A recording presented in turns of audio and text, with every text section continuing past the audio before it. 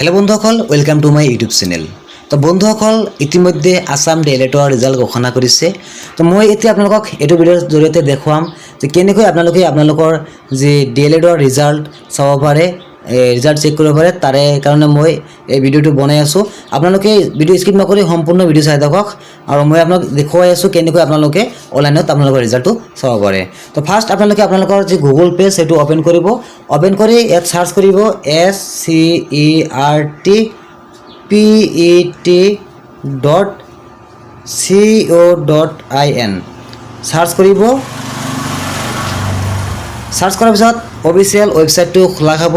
খোলাৰ পিছত আপোনালোকে ইয়াত আপোনালোকৰ যে click here to check result এই লিংক ইয়াত ক্লিক কৰি আপোনালোকৰ মোবাইল নাম্বাৰ আৰু ডেট অফ বাৰ্থ দি আপোনালোকৰ ৰিজাল্ট চাব পাৰি। চাওক ইয়াত ফাৰ্স্ট আছে ইম্পৰ্টেণ্ট নোটিছত চাওক result for paid 2026 is live নাও।